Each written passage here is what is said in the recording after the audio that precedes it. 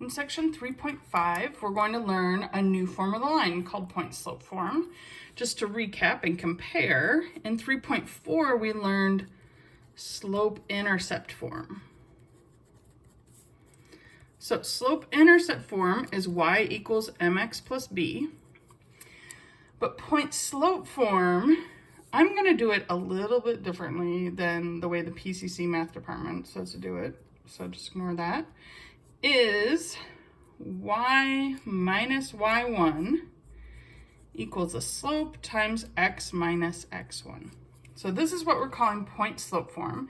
And I should mention, like this, so this is the way the PCC math department writes it. All you have to do to get to my form is subtract y1 from both sides. But turns out WebWork also wants you to write it like this way, and that's why I'm teaching it in this form, so that it matches your WebWork homework. So the idea of this, before we had a slope m and a y-intercept, which was the point 0, comma b. This time we still have the same slope m, the slope hasn't changed, but what point slope form allows us to do is to have a different point that's not the y-intercept. So it could be any point that's on the line, and we're just calling it x1, y1. And so I'm plugging in that point here and here, but not for x and y's, because remember, an equation of a line needs a regular x variable and a y variable, because that's what a line is a relationship between the x and the y variable. Let's see these examples and then it'll make a little sense. Again, I'm changing these a little bit, so I'm going to subtract 5 from both sides. So my point slope form is y minus 5 equals 4 times x minus 1. So using this point slope form, we can see that the slope is that number in front of x, always. So in this case, the slope is 4. Please do not include an x with that. You will be marked wrong by me and by WebWork. The slope is just a number. It does not include the x, it's the number in front of the x. The point, well, points need both an x value and a y value. The x value is what's being subtracted from x. So in this case, that's 1. And the y value, y1, is what's subtracted from y, in this case 5. So this equation represents the line that has slope 4 and goes to the point 1, comma 5. Now we could find the y-intercept by multiplying it all out, but that's not what this wanted. It just said identify the slope and a point. Well, the point is 1, 5. The point doesn't have to be the y-intercept. It can be the point that's in this point slope form. All right, let's try another one. So again, I'm gonna change the format just a little bit to match WebWork. Y plus 4 equals negative 1/3 times x plus 2. So this is point slope form. The slope is that number in front of x. So the slope of this line is negative 1/3. But this time the point is a little trickier because in point slope form, they're both subtracted. So really, if they're added, we're flipping the signs. So the point is going to be x is negative 2 because subtracting a negative 2 makes it positive. And the y value is going to be negative 4. So one way to think about it is just we always flip the signs of x and y to get the point. All right, last one. First, add 10 to both sides. Not adding y, adding 10. So y plus 10 equals negative 9 times x plus 1. So that's point slope form. We want the slope, which is just the number in front of x, negative 9. And then the point is the opposite of that of the number by x, so negative 1, and the opposite of the number by y, so negative 10. So that's what the problems that say identify the slope and a point on the line want you to do. So there's no multiplying it out, no changing the form, it's just look at the slope, look at the point. All right. Let's try one where they actually want us to find the equation of the line instead of giving us the equation. So this time they tell us the slope is -2, so that's our m. And then the point, that's what the form calls x1 comma y1. So let me write the form down again. So y minus y1 equals the slope times x minus x1. So y minus this y value. So y minus -5 equals the slope they gave us, -2, times x minus the x value of the point, 3.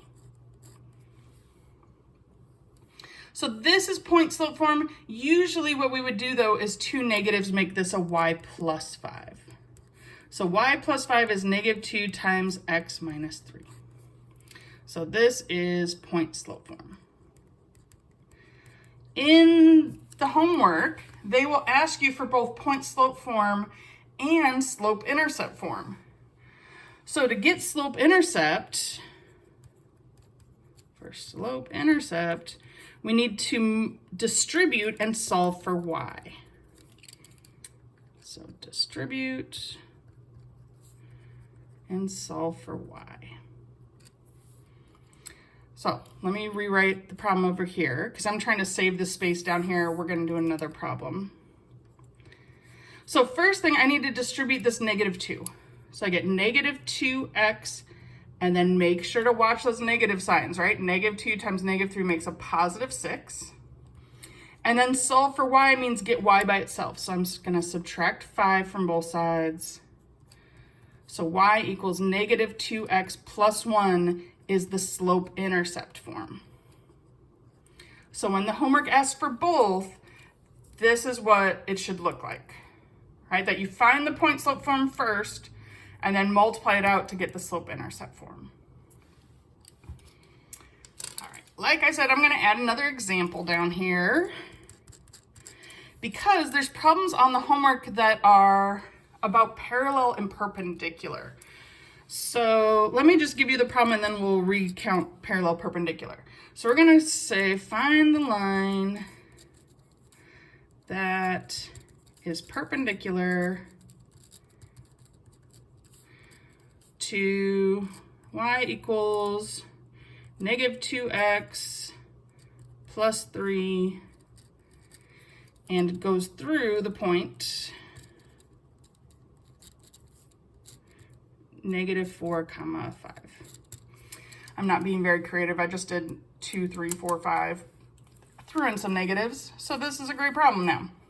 But it's the perpendicular that we need to review because it's been a little while. In section 3.3, we talked about parallel slopes and perpendicular slopes. And what we said is that parallel lines always have the same slope. And perpendicular lines, it's a little more complicated. They have opposite reciprocal slopes.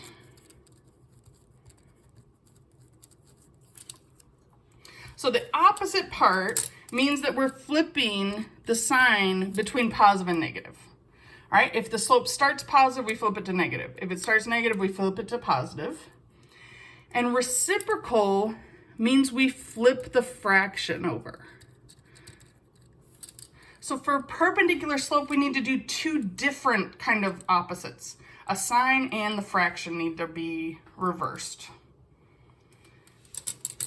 All right, so hopefully that's, if you need more review than that, section 3.3 is where, this got introduced. But let's see how it looks with this problem. So perpendicular to this line, first, we need to identify that the slope is -2. Remember, slope is that number in front of x. But we need the opposite reciprocal because they said perpendicular. In order to do a reciprocal, you have to first think of this as a fraction. All right, so that's one trick that's important is if you have a whole number, to do perpendicular, you really need to put it over 1. Because now we can flip the sign. So the perpendicular slope we're going to make it positive, and we're going to flip over the fraction. So instead of negative 2 over 1, it's positive 1 over 2. That's what we mean by opposite reciprocal. Hopefully that makes sense. If the problem had said parallel, we would just use a slope of negative 2. So it's just parallel and perpendicular are ways to tell you what slope to use. So we're going to use a slope of 1/2, and then the point they gave us is negative 4, 5. And by they, I mean me, because I just made it up. So let's put it together in point slope form. Y minus the y value of the point, 5, equals the new slope from perpendicular, 1/2, times x minus a negative 4. I'm going to just go right to plus 4, because the idea is that we're subtracting a negative that makes it a plus. So in the answers in WebWork, this is what they want for point slope form. All right, so that's point slope form. Now we need to multiply this out to get slope intercept. So distribute, y minus 5 is 1/2 x, and 1/2 of 4 is 2. Because remember, a fraction just means divide. So this is 4 divided by 2 is 2. And then I'm going to add 5 to both sides. So y equals 1/2 x plus 7. That is the slope intercept form.